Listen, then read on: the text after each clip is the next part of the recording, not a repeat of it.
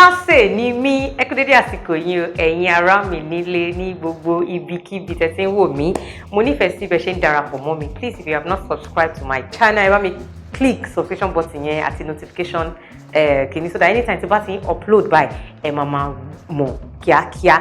Ó ti yé yín, so mi ò kí ìwọ tó bá ti mọ̀ mí dáadáa mọ̀ pé sharp ní tiwa níbí báyìí, àmọ́ a máa ń lọ sí local oúnjẹ tó ṣara lóore tó dẹ̀ tún fúnyàn ní okun àtagbára, òun la máa ń dish out nínú ilé ìdáná tiwa.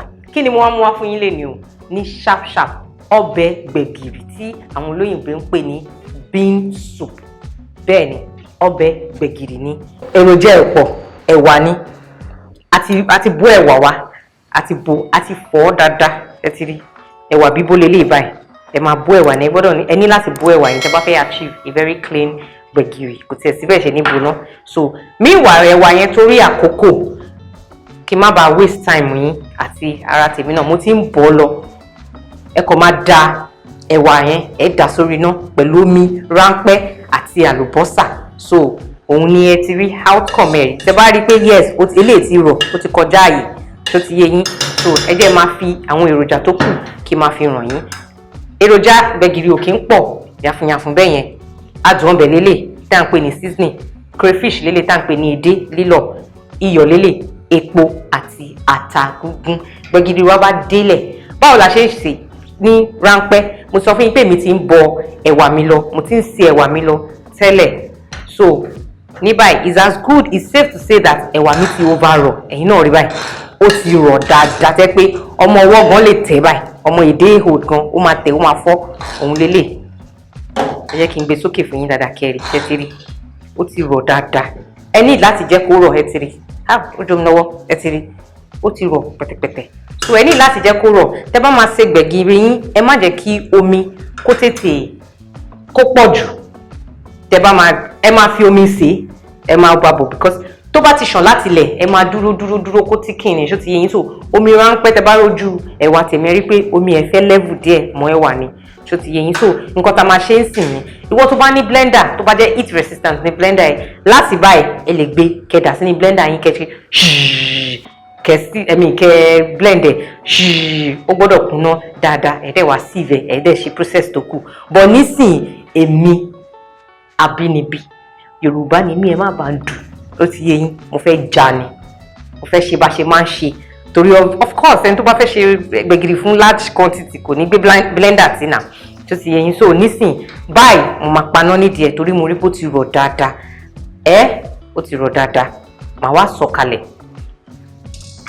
nǹkan tá fẹ́ achieve níbí báyìí. Ìwọ tó bá mọ̀ pé ò fẹ́ ṣe wàhálà kìíní, kò sí Van Dam nínú iṣẹ́ kitchen, ó ti yé yín. Nǹkan tó bá wù yín lẹ máa ṣe.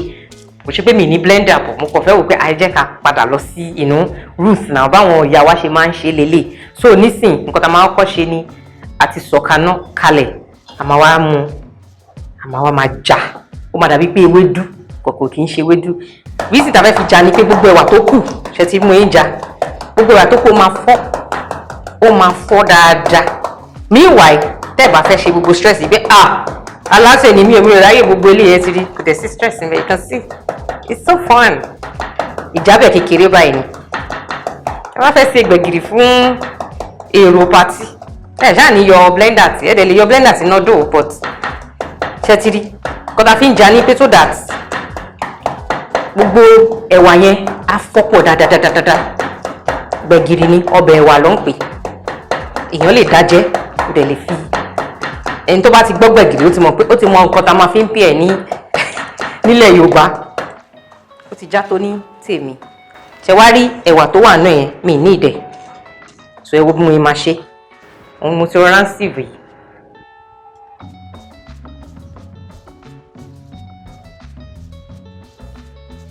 Ẹ ti rí. Nǹkan tá nídìí ni omi ẹ̀wà yẹn.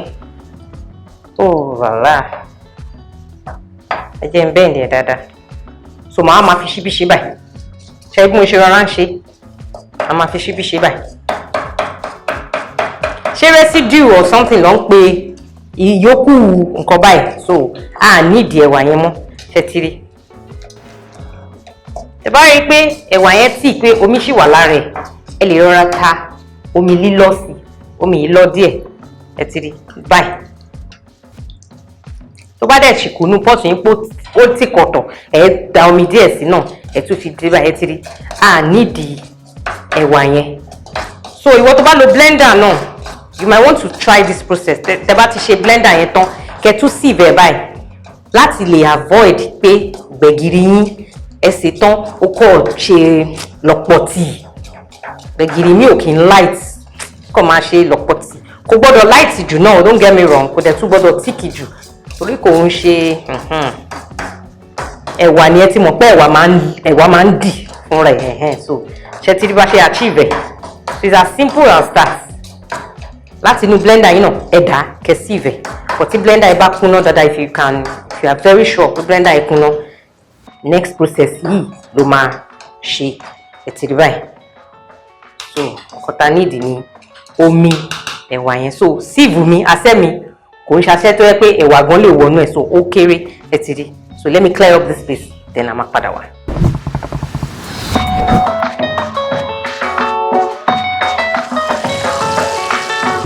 Ọbẹ̀ tó yá sè ní gbẹ̀gìrì, ó yá sè gidigidi, òun ni gbẹ̀gìrì. Ọbẹ̀ tó yá sè ni, a máa wá mú báyìí, a máa dà padà sí orí iná. Large quantity of gbẹ̀gìrì, small quantity of gbẹ̀gìrì, process náà ni a fi ń sè. Yàtọ̀ àwọn èyí tó jẹ́ pé àwọn tó máa ń lo blender náà ni pé wọ́n fi blender blend ẹ̀, wọ́n lo ìjábẹ̀ àbí ìjà ṣíbí. So ṣe ti rí bó ṣe rí nìyẹn. Ní báyìí a máa stir. Mo lè wá yànda, màá wá bomi kínkínní sí. Torí mo sọ fún yín pé ọbẹ̀ tó máa ń dìde ni, tó máa ń tìkì ni. So màá wá bomi sí. Kó tó máa kọ́ wọnú ẹ̀, ata gúngún, ẹ ti rí. Tẹ́ bá ṣe ń jẹ ata sí, ẹ lè bù sí. But torí pé ata wà nínú ọbẹ̀ tèmi máa fi jẹ. Gbẹ̀gìrì ẹ lè sè é pamọ́ sínú freezer yín, ẹ rọra máa bù ìjọ tẹ́ bá nìdẹ̀. So ẹ lè fi omi ọbẹ̀ lásán jẹ, òun lélẹ̀. Ẹ fata sí. Ara fi edé sí. Ẹ fi edé sí. Ẹ fi adùn ọbẹ̀ sí. Tẹ́ bá ti fi edé sí nǹkan, ẹ rọra fún adùn ọbẹ̀ torí edé náà ní kíní lára o.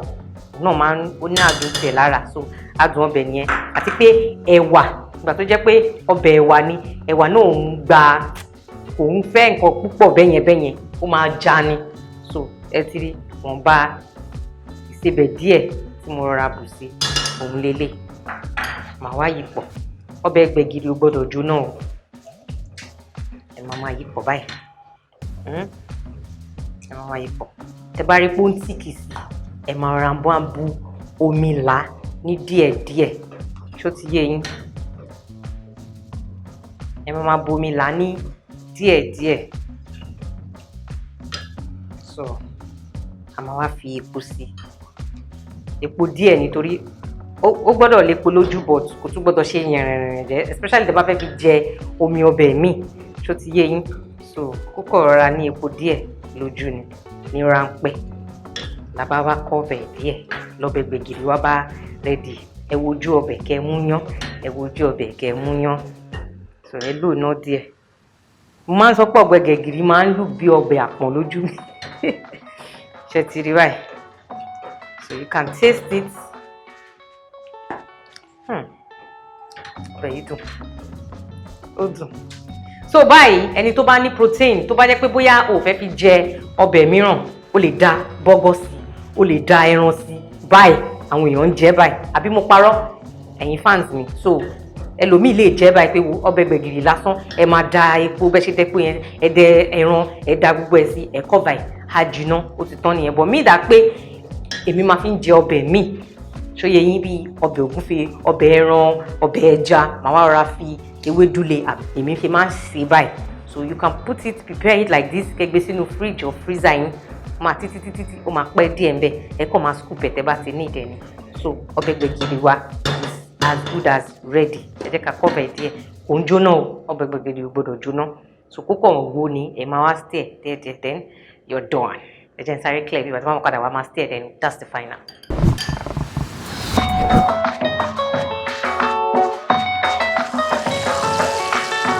Mi dàgbà ti sẹ̀wà yẹn so kò nídìí láti pẹ́ jù lórí iná ọbẹ̀ gbẹ̀gìrì ò dẹ̀ kí n tẹ́tí rí bọ̀ àti pé bí mo ṣe ní pé kò gbọ́dọ̀ jóná náà ẹ dẹ̀ má rush o torí tí gbẹ̀gìrì yín ò bá jiná ó máa mú yín toilet bí gbẹ̀gìrì wa ṣe máa rí lélẹ̀ and we are done. Ẹ ṣe tẹ́ darapọ̀ mọ́ mi ní èní torí pé láìsí ẹ̀yin ta ló fẹ́ máa wo show mi nobody. Òun lélẹ̀ báyìí ṣètìrì ẹ wo gbẹ̀gìrì kí lẹ fẹ́ fi gbẹ̀gìrì yìí jẹ kò sí mo sọ fún yín àwọn míì wọ́n ń sè lásán tẹ bá bùlé kán ro àmàlà tó fẹ́lẹ́ ẹ wo inú channel ẹ máa rí pé mo ti sè bẹ́ẹ̀ rí kán ro àmàlà tó fẹ́lẹ́ kán bu gbẹ̀gìrì lé àti ewédú àti ọbẹ̀ tẹ̀yàn láàyò ní at that particular time ẹ̀yin náà mọ ibi tó máa bá ibi tára yín máa kù sí ṣètìrì báyìí gbẹ̀gìrì wa lélẹ̀ bó ṣe ń ṣe gbẹ̀gìrì yẹn so simple and short. Ẹ ṣe darapọ̀ mọ́ mi lénìí o ẹ jẹ́ kí n rí yín ní ọjọ́ mi ọjọ́ àánú ó dàbọ̀.